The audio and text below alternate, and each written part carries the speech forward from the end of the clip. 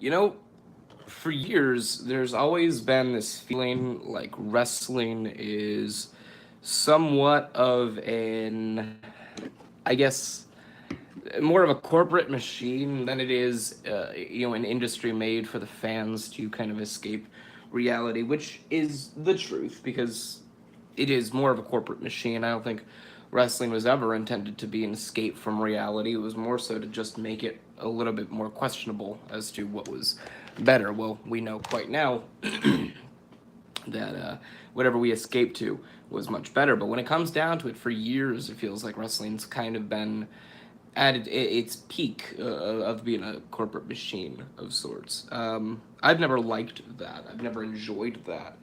But nevertheless, there is a case that needs to be made, in which you wonder if the realm of wrestling being just this moneymaker to companies or promotions rather than something done for the love of the industry. You know it's not here anymore.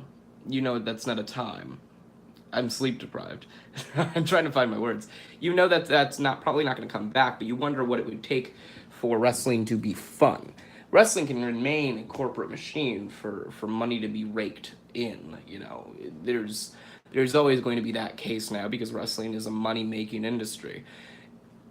But for years, it's been a money making industry that hasn't really been fun. We've been subjected to one mind or one point of view, which is the WWE. We've been fed all these terms, superstars and sports entertainment and divas and so on and so forth.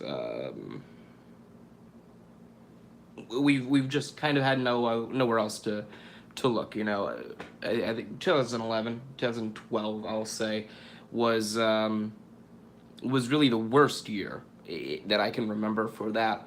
New Japan was still wrestling's best kept secret. That was always the nickname that it was given, and that I eventually gave it when I started finding it. Ring of Honor was still just like the best indie promotion. TNA slash Impact Wrestling, still trying to be WWE light.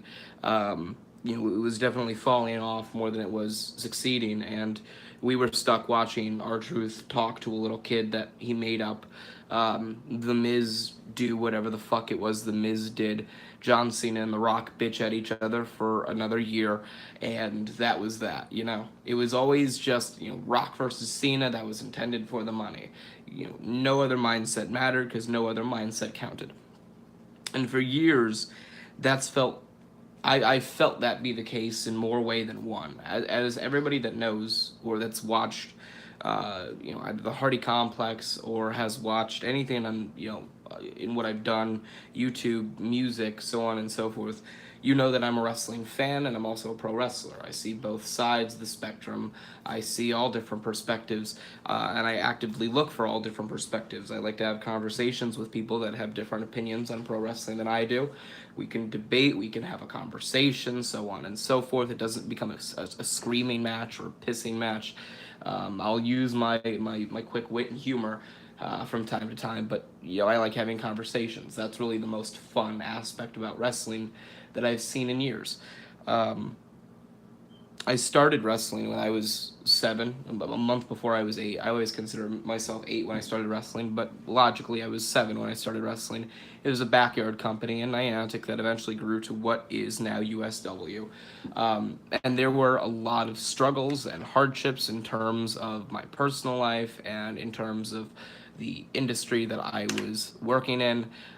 I saw what was then WOW grow into what is now USW. I saw it go through the progression of backyard company or backyard promotion to backyard company to armory shows to having to rebrand because it needs a more professional feel. Women were brought in very early on, but didn't care about wrestling or didn't want to wrestle. So on and so forth. Thought that it was stupid because it wasn't really anything like a job. So they, the women's division went down in WOW in 2010, I think. It didn't come back for about 8 years until USW brought back the women's division and had actual wrestlers. So wrestling has kind of been this thing where I've seen it progress and also devolve in its progression. And I get a lot of people asking me exactly what the early days of WOW were like. I came in 2 years after WOW had started. I came in January of 2008. It started in January of 2006. So I missed out on the first 2 years, but from what I've heard, Leo, one of my best friends, Majigata, as you all probably know him as, has kind of described it as what WOW was like when I got there, except everybody was just like, hey, you want to do this on the weekend? It wasn't like anything organized. And it was, sort of hectic. I came into the roster when there were only like 15 or 16 people there. It was very barely organized. There were no really weekly shows. They would just hold, I think, 3 shows on a day and then call them Warzone and then call them Warzones for the following 3 weeks. It wasn't taped or anything like that. It was just done live, and we'd pretend like we tape it, and that whatever we did was supposed to be the episode that was supposed to go out on that day. So it was like a really weird organizational approach to like a Firefly on Fox situation. And so it was kind of fun at that time because I was 8 when it was, or when I kind of got into the thick of things. I was 8 when it was fun. I was just competing. I was bouncing around on a trampoline, doing stupid shit. Hitting hurricanranas and throwing myself off the middle of a trampoline into a dirt mound, and punching people on a balcony and jumping onto a pile of people off of the top of a balcony. It was a bunch of stupid shit that I did, and it was fun. And then it started to grow because WOW really focused on characters and on storylines, which a lot of backyard companies don't do, or promotions don't do, because it's just, hey, let's have a match, oh, let's have a death match, so on and so forth. WOW didn't do that, and it was kind of ahead of its time because only the WWE and TNA at the time, and I'm sure a bunch of other companies did it, but the two notable ones were WWE and TNA, that did a bunch of actual storytelling, tried to have actual angles and feuds. And when you would go onto YouTube, and if you were a wrestling fan, you'd probably go and look up Backyard Wrestling or something like that in the early day, like 2009, 2010, and you'd find a bunch of like just stupid matches. And when you would go to a backyard promotion or show or whatever the hell it may be, you would just see a bunch of matches. You wouldn't be able to follow along with any story. I think there was one promotion called EBE Wrestling. It was on a YouTube channel. I think it's still up. EBE Films. They had a bunch of matches, like ladder matches and title matches and so on and so forth, to soundtracks. That's how little the storylines meant. And WOW actually did storylines. They had feuds. They had angles. They had promos be cut outside of the trampoline, so you didn't look like an idiot bouncing up and down on a bouncy little pad of a trampoline cutting a promo on your opponent. You just fucking stupid. And then eventually, they got an actual ring. They set up an actual ring, and I was like, oh, this is awesome. We get an actual ring. Took a couple of bumps, went, oh, this fucking sucks, but all right. And then we continued along the path. Eventually, people started following along. I think there was a group of people that really kind of kickstarted it. I haven't met them yet. I don't think I'll ever get to meet them. I don't know what they're doing now, but they ended up coming to the shows when we started taping them in the backyard. They started coming to the shows, I think maybe for 3 months straight every week, because I think they probably moved somewhere close. At least that's what I was hearing. They had moved somewhere close, and they made their way to the backyard, and they would follow the stories, and the stories were great. The stories that were told were great. They were kind of simple, but nevertheless they were easy to follow along with, and you couldn't kind of pick and choose who you wanted to pick and choose with. When they saw like me with the world title and the Extreme Championship and our feud with Cannon and Majigeta, and they started telling their friends, who was who and what did what and who did what and why it was so cool. And then it started kind of kickstarting, and people started following along more than they had before. And WOW kept getting bigger and bigger, and they eventually ended up packing out their backyard so much that the cleanup would take longer than the show. So they ended up moving things to the Armory, and afterwards, when things started continued to grow and people kept packing the buildings because word of mouth travels fast and has big impact, They decided, we got to be more professional with this. We have a promotion called Whacked Out Wrestling. We're going to need to kind of go from WOW Whacked Out Wrestling to something more professional. And so that was Kyle's method of mind. And he started up USW. This is a whole backstory, but nevertheless, we're at where we are today. USW has kind of grown, and I've seen the progression of it from something that was fun when I was 7 to something that was cool and something that was unique and different to now being a full-on promotion and industry and moneymaker, and I get a yearly salary from it, and it's awesome. It's great, but it was never really too fun, because I would go and wrestle and I would go and cut promos, and I'm a better man for it today, but I've done so much in my career over the past 10 years that I've seen it all kind of progress, and I've done it all kind of over and over. It's kind of becoming a dead shtick. And then when I go from being a wrestler to watching wrestling and being a wrestling fan, I would go back and I would just, the only thing that was really popular that I really knew anything about was WWE. And for a very small percentage of that was TNA as well. And with TNA being just like WWE, all I was really seeing was WWE. So for a lot of people that are on the internet that go, well, why, I hate the indies. Why do you not like WWE? Well, that's why. We grew up in an industry where they were the only thing, and they didn't give a damn about us. So now that they're not the only thing, and they have to actually compete, and obviously they're not trying to, we kind of see that they don't want to compete. They don't really want to care. They want to make you think that they care, but they don't want to actually care. And that's the big reason for why we go to things like the independent circuit, because we were so tuned down to WWE's way of thinking and ways of life, as were things like, as I said, TNA was trying to be WWE light. They were so impactful and they were so big and so much of a juggernaut that other companies wanted to be just like them instead of try to beat them, despite the fact that they had the chance to beat them. So it was just bad, and 2013, 2014 was when it really started kicking off, where I was in USW and it was more like a job than it was anything else. It wasn't really fun anymore. And I'd go home and I'd watch WWE, and it would be the only thing on. It would be horrendously boring. And so wrestling was no longer fun. Wrestling was just a machine to me. Um, and that was that. Now it feels different. I woke up this morning, despite the fact that I wasn't able to sleep very much, obviously. Road trip. I wasn't able to sleep very much. And I woke up this morning and I thought to myself, that was fucking awesome. That was fucking incredible. And it was fucking incredible. It was absolutely incredible. Last night, Bulletproof 11, USW really hit everything in stride. It was an environment, Baltimore, where they probably didn't know too much about the stories.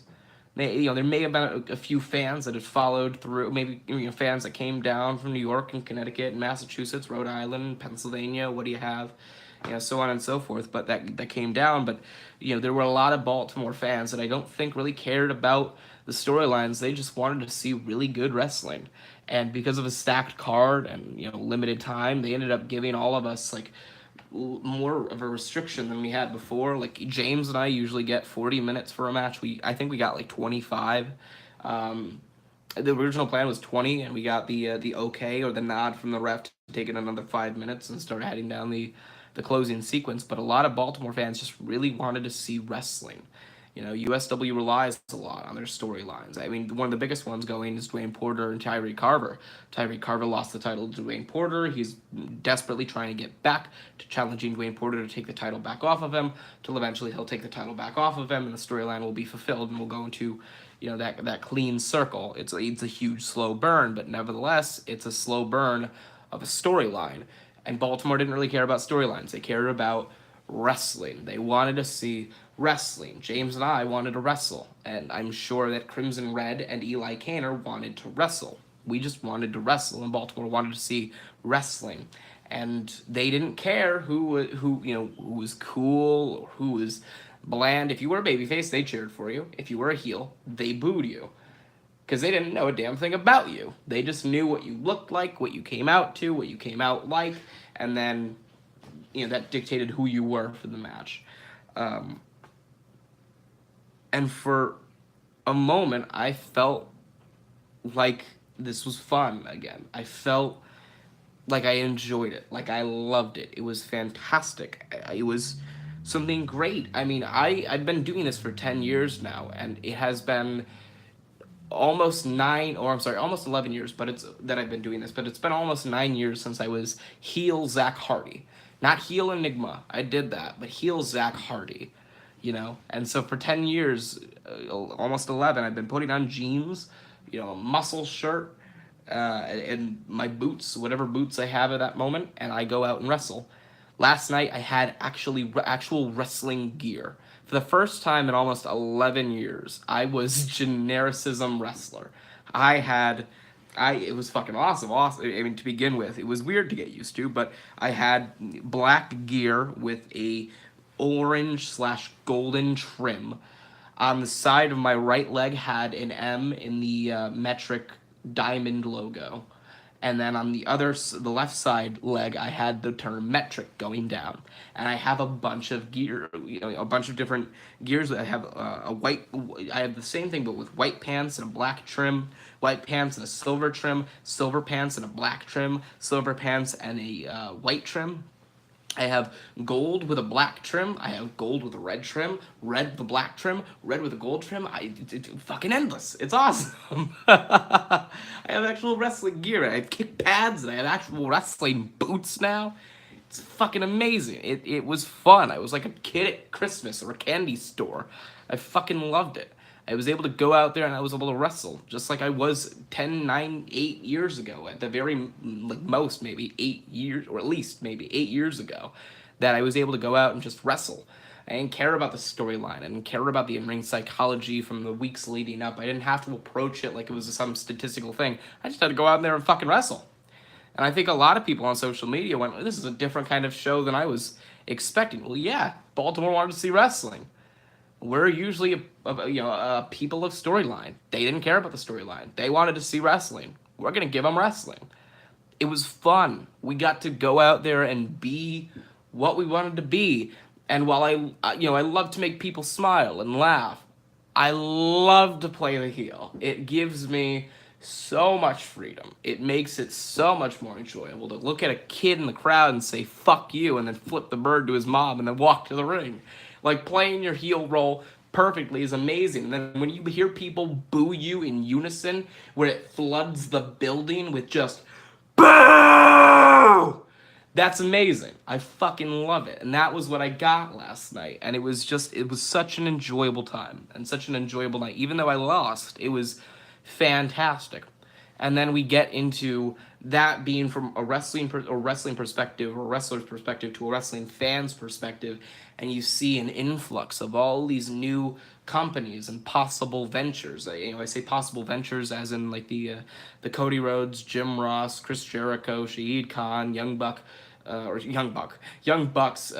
all Elite Wrestling, AEW promotion that's rumored to be starting up, but also the established companies like Ring of Honor and New Japan and Impact now doing their own damn thing, and as I said, Ultimate Showcase Wrestling, even Shimmer, and Stardom, and All Japan Pro Wrestling, and Dragon Gate, hell, even NXT, despite the fact that it's still WWE, gives you a new breath of life in wrestling. You're no longer subjected to just the WWE's perspective of things, and I'm not, subjected, or I wasn't subjected last night to just having to do things from a statistical mindset of, okay, I did this 3 weeks ago in our feud, incorporate that somehow into the match, maybe I take off a turnbuckle pad and do the usual foot stomp into the middle turnbuckle pad, so on and so forth.